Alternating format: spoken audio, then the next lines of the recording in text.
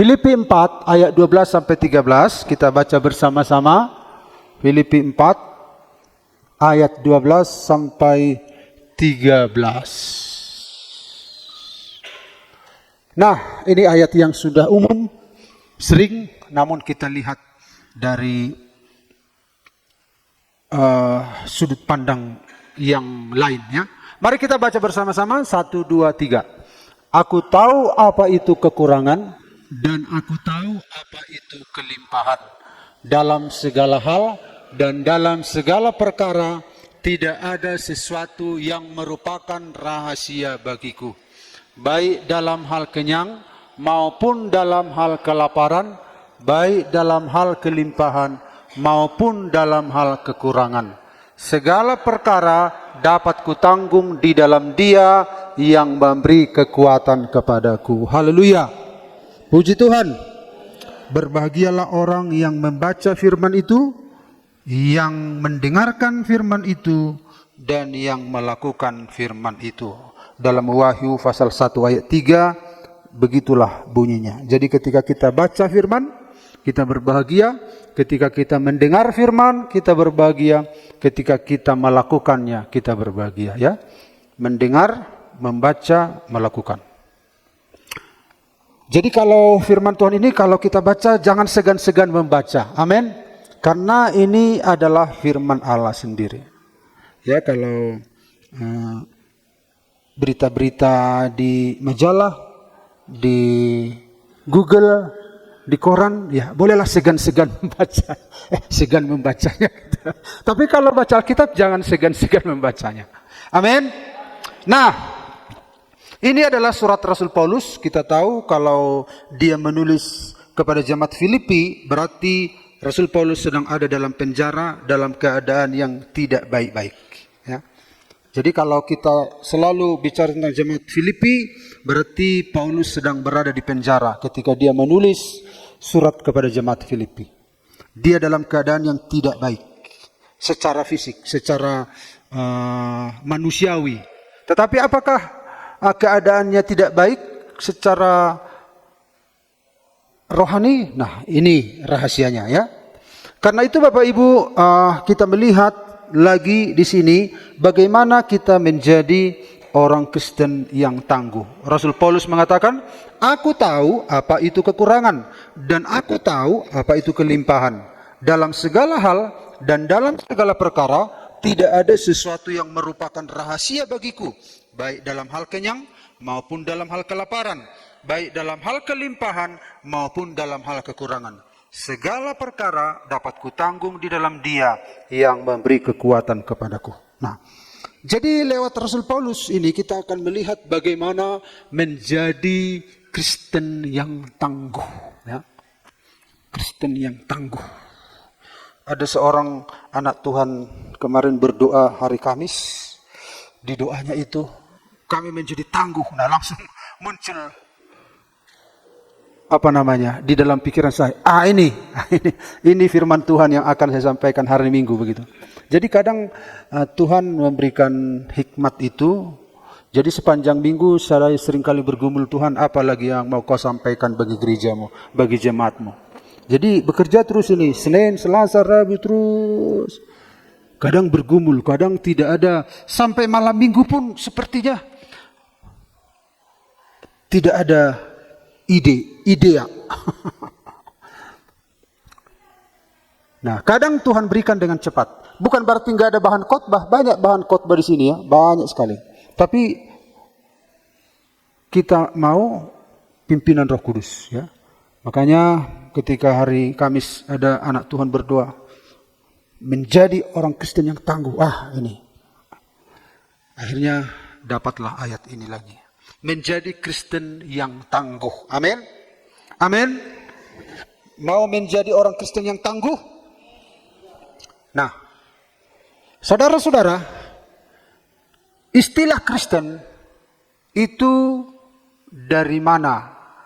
Di mana duluan disebut? Istilah Kristen ini di mana duluan disebut ini? Sebutan Kristen ini di mana duluan? Ada yang tahu Bapak Ibu? Nah, Kisah Rasul 11 ayat 6. Mereka tinggal bersama-sama dengan jemaat itu 1 tahun lamanya, sambil mengajar banyak orang. Jadi ini kisah Rasul Paulus ya. Di Antiokhia lah murid-murid itu untuk pertama kalinya disebut Kristen. Jadi pertama kali keluar istilah Kristen itu di Antiokhia, di daerah sebelah utara Israel. Ya, mungkin arah ke Turki lah mungkin kalau tidak salah, nanti dicek lagi keakuratannya. Di Antiokhia lah mereka disebut Kristen. Disebut Kristen. Jadi mereka disebut Kristen. Nah, Bapak Ibu perhatikan ya. Di Antiokhia lah mereka itu disebut Kristen. Nah, ternyata yang menyebut mereka itu Kristen bukan mereka. Bukan orang percaya. Jadi sebutan orang Kristen itu bukan mereka yang menyebut kami Kristen. Enggak. Tetapi Kristen itu adalah sebutan orang kepada pengikut Kristus. Orang yang menyebut pengikut Kristus itu Kristen. Nah, kenapa orang menyebut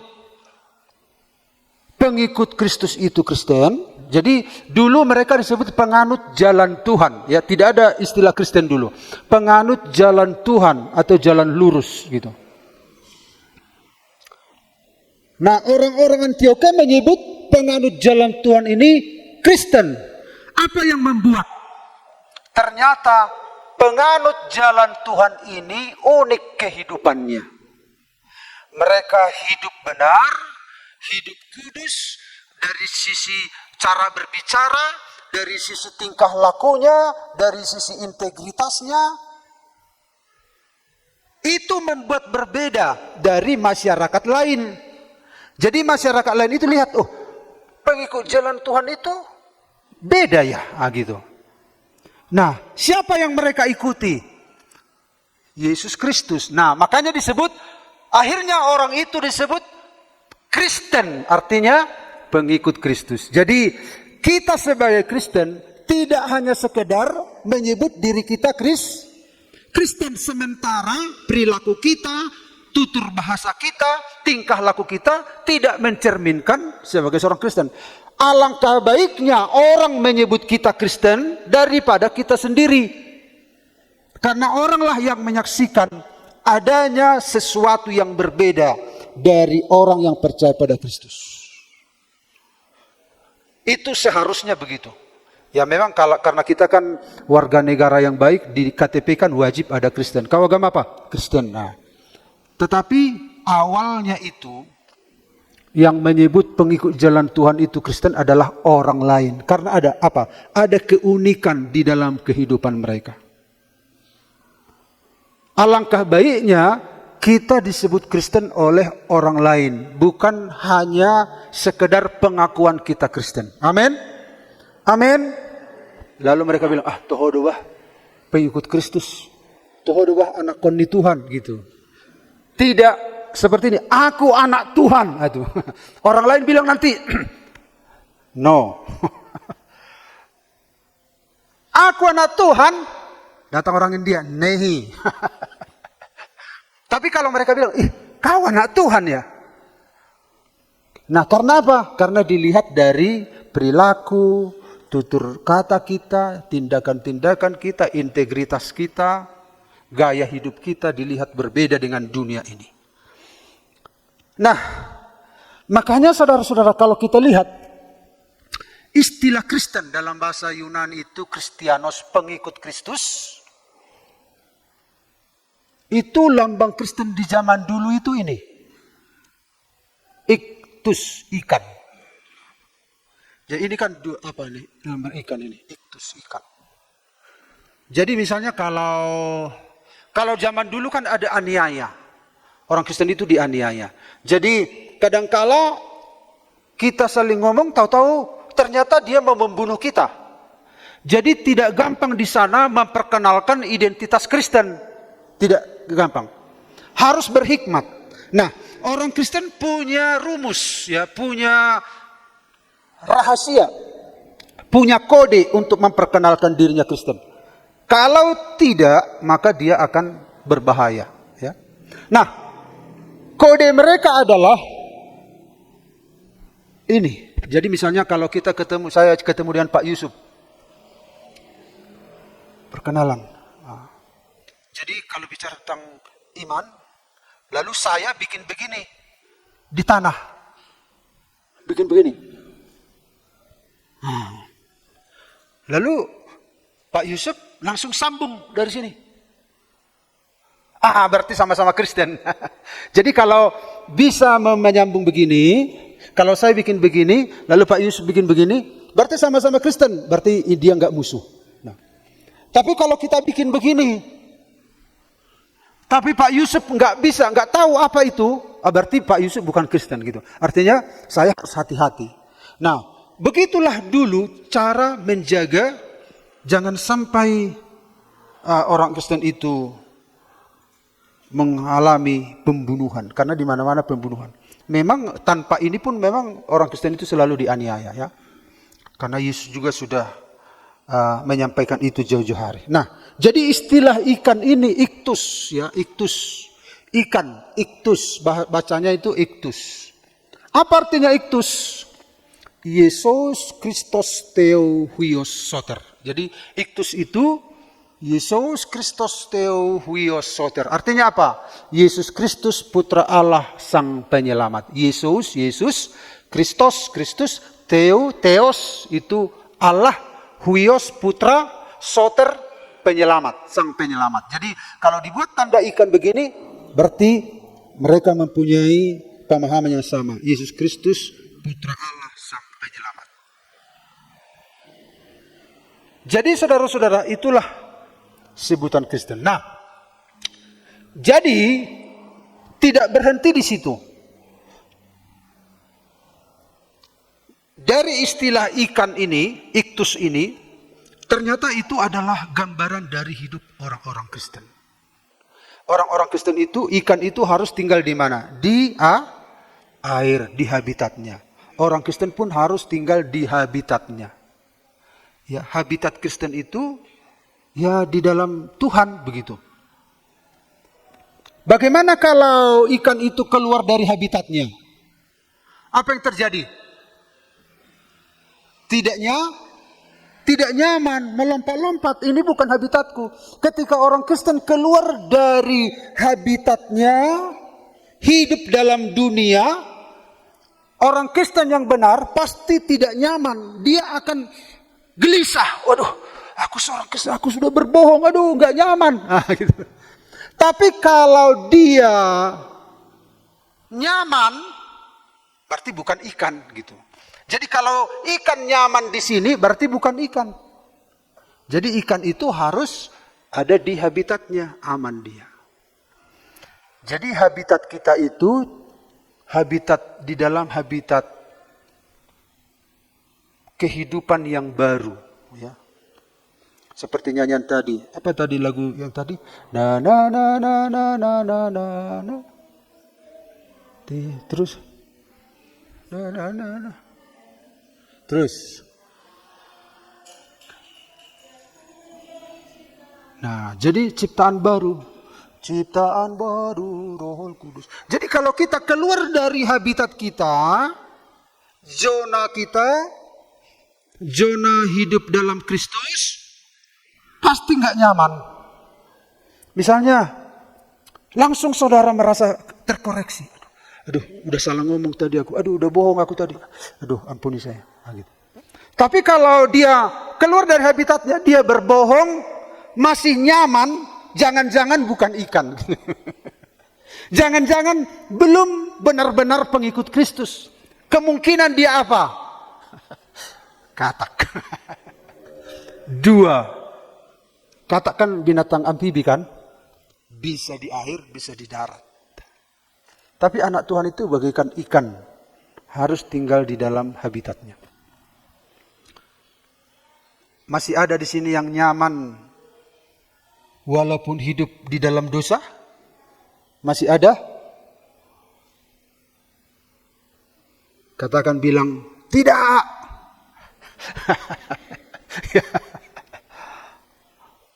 Memang gak nyaman. Ya. Aduh, kuambil tadi, terambilku tadi uang orang. Ada terambil. Aduh, gak nyaman aku. Akhirnya dikembalikan. Jadi gak nyaman lagi. Karena kita itu bagaikan ikan yang harus tinggal di dalam habitat kita. Tapi kalau Kristen Sigaur Dudak tahu? Kemana-mana bisa. Ke sana bisa, ke sana bisa, ke sini bisa, ke sini bisa. Wah, itu bahaya, itu bagaikan katak itu. Kita harus jelas identitas kita. Amin Bapak Ibu. Amin. Katakan kiri kanan kalau ini amin ini bilang. Nah, jadi bagaimana menjadi Kristen yang tangguh? Mari kita lihat yang pertama. Filipi 4 ayat 12a, menjadi Kristen yang tangguh. Aku tahu apa itu kekurangan dan aku tahu apa itu kelimpahan. Aku tahu, artinya Paulus tidak kaget gitu. Aku tahu. Dia tidak bilang begini, setelah aku percaya kepada Yesus, tersonggok tahu. Tersonggok tahu. Adong persoalan.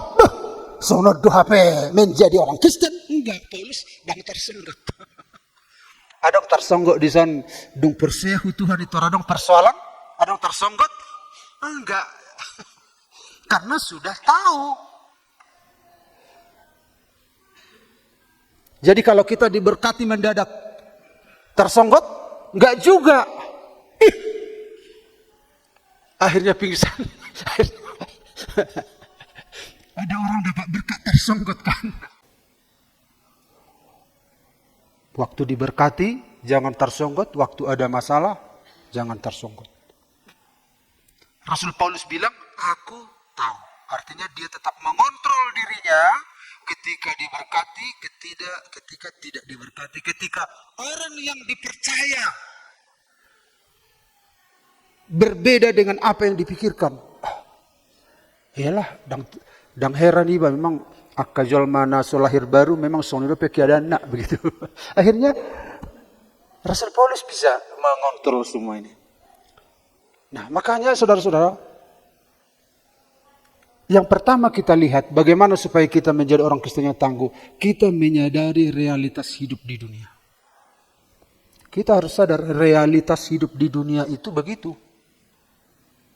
Kecuali kita nanti sudah di surga, enggak ada itu.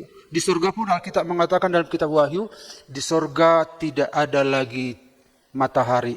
Karena mataharinya adalah Tuhan sendiri. Tidak ada lagi gelap. Di sana ada damai, ada sukacita. Ya. Tidak ada air mata. Tidak ada duka. Kita belum ke sana, kita masih di dunia.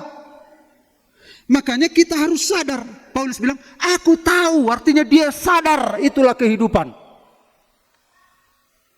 Memang kita gak harapkan itu terjadi, tapi kita harus mempersiapkan ini. Stamina jiwa kita ini. Hal-hal yang mengagetkan. Memang kita bukan Superman ya. Bukan orang hebat. Nanti, kenapa Rasul Paulus bisa tangguh? Nanti kita lihat poin yang ketiga, apa rahasianya ya.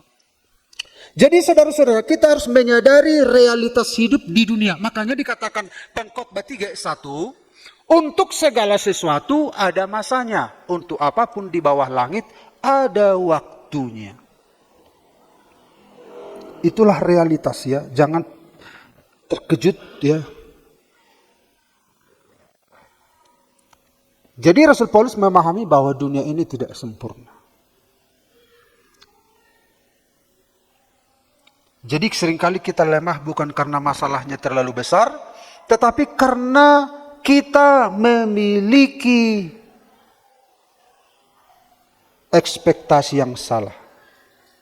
Mengira hidup bersama Tuhan berarti hidup tanpa kesulitan. Nah, dimanapun kita berada, bahkan di dunia kerja, di dalam rumah tangga, ada seorang yang baru masuk, ya seorang karyawan baru masuk kerja dengan harapan semuanya mudah ketika dia baru masuk kerja. Namun ia mulai menghadapi tekanan target. Ya. Ada konflik dengan rekan kerja dan kritik dari atasan. Jika tidak siap dengan realitas itu, dia akan menyerah. Tetapi jika ia sadar memang dunia kerja begitu, penuh tantangan, dia akan lebih tahan uji. Dimanapun kita bekerja, dia harus bisa menghadapi tantangan itu. Saya yakin di dunia kerja Pak Yusuf pun demikian, ya kan Pak? Semua. Jangankan di dunia kerja, di dunia pelayanan. Di dunia pelayanan.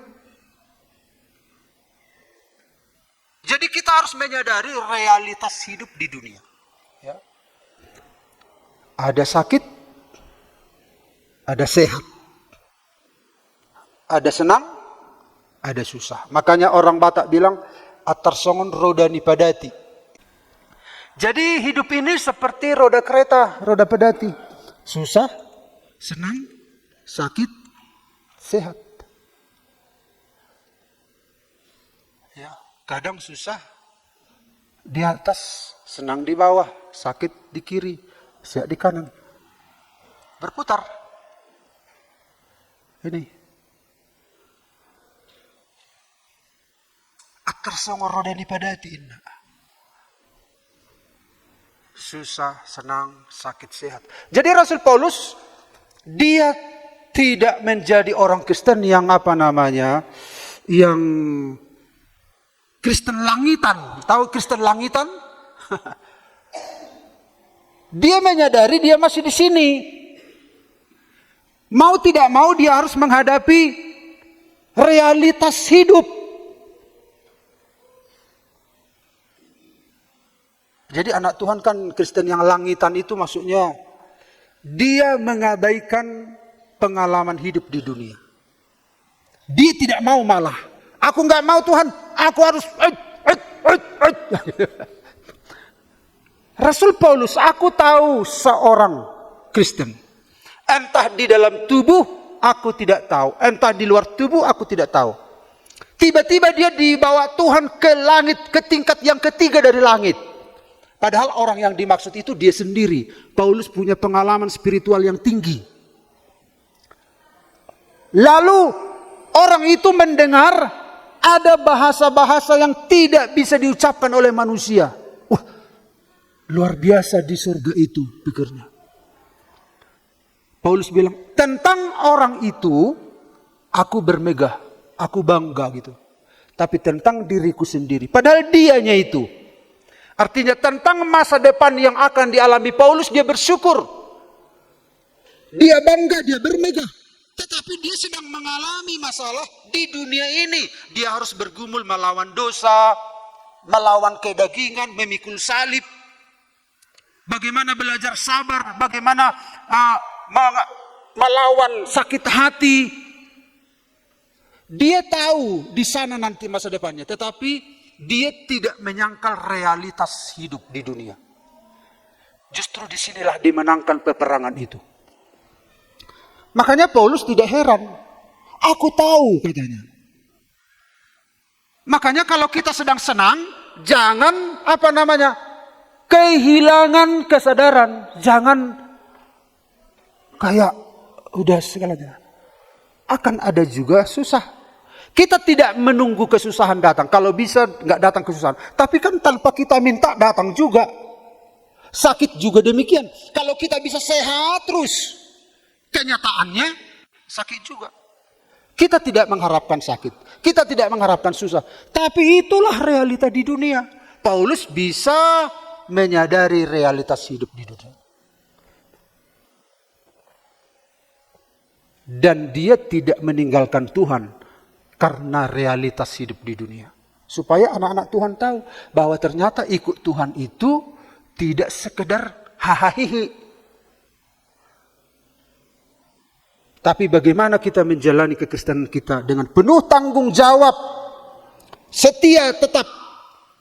Mungkin ada juga mujizat pertolongan Tuhan. Tapi kadangkala menunggu mujizat, kadang juga ada hal-hal yang sulit kita hadapi.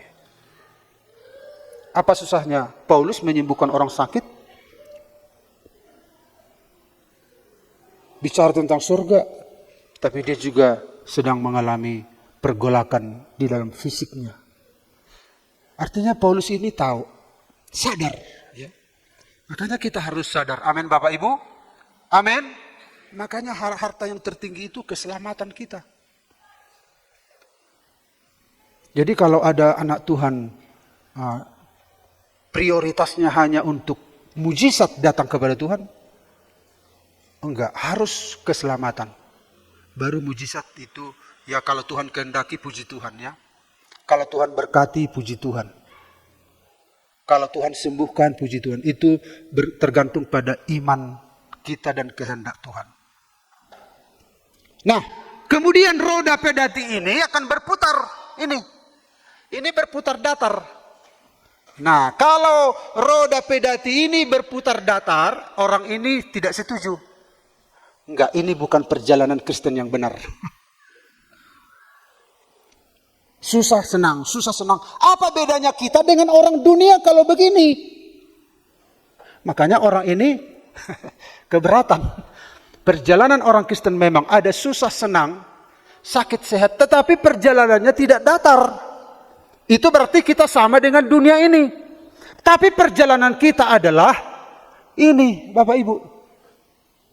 Walaupun ada sakitnya, tetapi perjalanannya sedang naik. Susah, senang, sehat, sakit. Tapi perjalanan kita sedang naik. Suka dan derita bergantian, memperkuat imanku. Jadi kesusahan kita itu di jalan naik. Karena Tuhan bekerja, Allah turut bekerja dalam segala sesuatu. Untuk apa? Mendatangkan kebaikan bagi orang-orang mengasihi Dia. Bukan jalan datar. Apa bedanya kita dengan dunia ini? Nasib kita malang, sama. Tapi kesusahan kita itu mendatangkan kebaikan, meningkatkan rohani kita. Bahkan berkat yang kita alami, itu pun membuat kita makin naik dekat dengan Tuhan. Jadi semua yang kita alami itu mensupport kita untuk berjalan naik. Segala sesuatu. Itulah realitas hidup. Amin Bapak Ibu. Lalu yang kedua kita melihat. Dalam segala hal dan dalam segala perkara. Tidak ada sesuatu yang merupakan rahasia bagiku. Baik dalam hal kenyang maupun dalam hal kelaparan. Bagaimana menjadi Kristen yang tangguh? Yang kedua, belajar dari pengalaman hidup. Tidak ada sesuatu yang merupakan rahasia bagiku. Artinya dia belajar dari pengalaman, gak rahasia. Kita tidak begini ya, kita ikut Tuhan. Lalu Tuhan bilang, ada rahasiaku. Pokoknya kau ikut aku. Engkau akan diberkati, engkau akan hidup kemenangan, engkau akan masuk surga, ikut aku. Tapi Yesus menyimpan satu rahasia. Gak dikasih tahu sama pengikutnya. Akan ada masalah yang akan dihadapi. Enggak, Yesus tidak menyimpan rahasia itu. Yesus malah bilang, dia membuka rahasia untuk mengikuti Yesus akan ada kesusahan. Melewati hal-hal seperti itu. Seperti Yesus hidup di dunia, kita pun melewati hal-hal seperti itu. Tapi nilai yang didapat oleh orang percaya adalah ada kekuatan dari Tuhan. Perjalanan kita itu sudah jelas. Tujuan hidup kita sudah jelas. Kalau dulu kita berjalan di dunia ini gak tahu entah kemana tujuannya. Tetapi setelah kita percaya pada Yesus, tujuannya sudah jelas. Walaupun di tengah perjalanan itu ada hal-hal yang sulit kita pikirkan.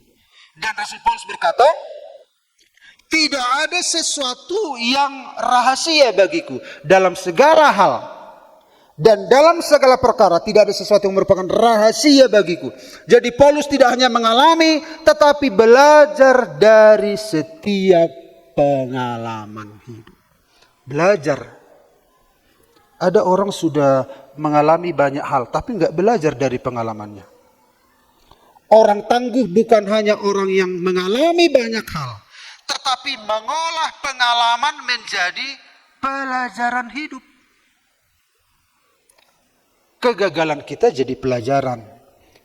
Kita petik pelajaran dari semua yang kita alami. Baik itu keberhasilan kita, ambil pelajaran. Baik dari kesulitan kita, ambil pelajaran. Tapi banyak orang Kristen gak belajar dari pengalamannya. Makanya dia gak tangguh. Mengapa Rasul Paulus itu menjadi orang Kristen yang tangguh? Karena belajar dari pengalaman hidup. Jadi pengalaman hidup itu tempat belajar. Kenapa ya kalau sedikit saja aku katakan sama istriku, kok jadi marah-marah dia? Oh, ternyata karena ini. Ternyata dia kalau disinggung tentang ini dia nggak mau. Belajar. Bagaimana supaya tidak marah? Orang tua juga demikian kepada anak. Kenapa anak ini dinasihati susah? Oh, ternyata tersinggung. Bagian yang ini nggak cocok disinggung sama dia. Harus belajar. Jadi kalau orang tua mengulang-ulang terus, ya gak belajar dari pengalaman. Udah tahu kemarin anaknya ngambek gara-gara satu kata yang menyakiti hati dia. Tapi diulang-ulang terus, gak belajar. Jadi kita harus banyak belajar kepada orang tua kita, kepada saudara-saudara kita. Belajar. Nah, kenapa ya masakanku begitu bumbunya luar biasa? Ada bawang, ada cabai, ada sasa, ada jinamoto, ada apa semua. Lengkap semua. Aku tengok dari Google. Bumbu-bumbunya. Chef terkenal. Ku masak. Kok gak dimakan? Nah, itu. Ternyata yang membuat enak makanan itu apa? Apa? Dibuat dengan penuh kasih sayang. Kalau dimasak, dimasak itu akan sasa gudang-gudang, itu akan dam tabu. Padahal pakai Google, chef terkenal, tapi dimasak dengan apa? Kayak sayang. Tasak telu apa? Tasak telu, masak telu kan? Temunai masakan mon ale holan do ba holan bola tulu do hoban tebusian. Ternyata karena dimasak dengan apa? Kasih sayang. Ternyata kasih sayang itu menyerap kepada makanan. Belajar dari pengalaman. Dia doh nilopang alo iba so yargai tenaga niba. Tahu dulu apanya. Bukan masalah banyak bumbu, tapi masalah bagaimana kita belajar dari pengalaman. Oh, ternyata bukan itu gitu. Tapi bukan berarti tasak telu terus.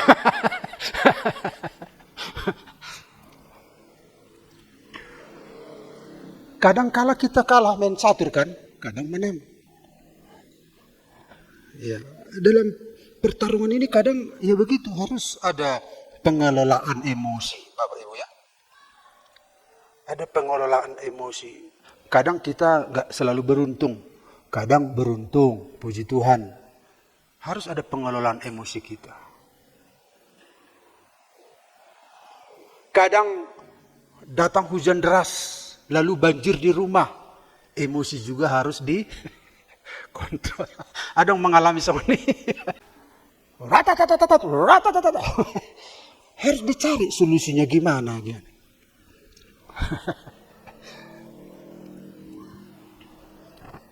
Nah, ini Bapak Ibu, Mazmur 119 ayat 71. Bahwa aku tertindas itu baik bagiku, supaya aku belajar ketetapanmu. Artinya ternyata ternyata ada kebaikan di dalam keadaan yang sulit itu, tindasan itu, supaya ternyata di situ Tuhan sedang mengajarkan sesuatu. Supaya kita belajar dari pengalaman-pengalaman hidup kita. Kalau positif kita tingkatkan, kalau salah itu jangan kita ulang. Nah kalau salah membuat itu kita berduka, kita ulang-ulang terus, apa dibilang orang nanti? Tidak so belajar toko. Nggak diberi kos ini diulang-ulang kamu sih. Nah gitu.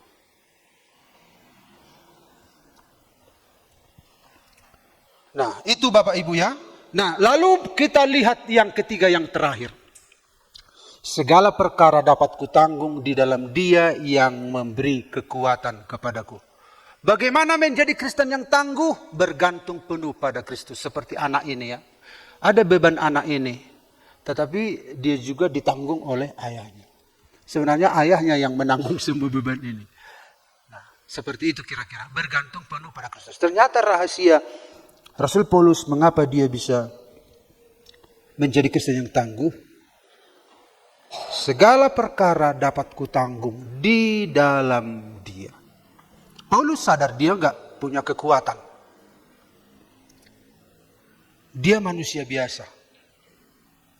Karena dia manusia biasa, dia manusia lemah. Dia tahu kepada siapa dia berharap. Aku enggak bisa menanggung ini. Jadi Paulus bukan orang Superman. Bukan orang hebat.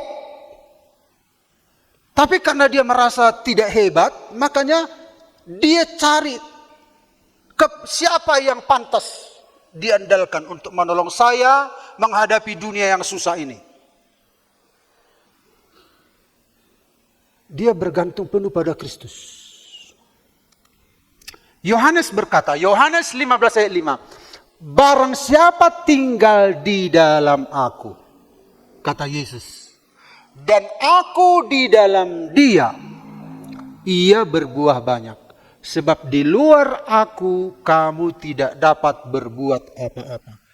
Ini kata Yesus kepada murid-murid. Ini juga yang diingat oleh Yohanes. Dia tidak bisa berbuat apa-apa. Seperti ranting yang kering. Tinggallah di dalam aku. Akulah pokok anggur yang benar. Kamulah rantingnya. Tinggallah di dalam aku. Ternyata orang ini nggak mau tinggal. Makanya tidak ada kehidupan. Makanya tidak bisa berbuat apa-apa. Tinggallah di dalam aku. Nah, ranting itu harus tinggal. Makanya kehidupan, sehingga kehidupan dari batang, dari pokok anggur ini akan mengalir ke ranting ini. Nah, lambat laun ya, kehidupan dari Kristus akan mengalir kepada ranting yang kering tadi. Akhirnya kita mendapat kekuatan. Bergantung penuh pada Kristus. Karena itu saudara-saudara, saudara dan saya adalah orang lemah. Tapi kita kuat di dalam Tuhan. Amin. Tapi kita kuat dalam Tuhan. Orang yang mempercayai bahwa Tuhan adalah kekuatannya. Orang yang menyadari dirinya tidak mampu. Makanya Paulus bilang, ketika aku lemah, maka aku kuat. Ketika aku lemah, maka aku kuat, katanya. Jadi ketika dia menyadari dirinya lemah, justru kekuatan Tuhan mengalir dalam hidupnya. Dia bergantung pada Tuhan.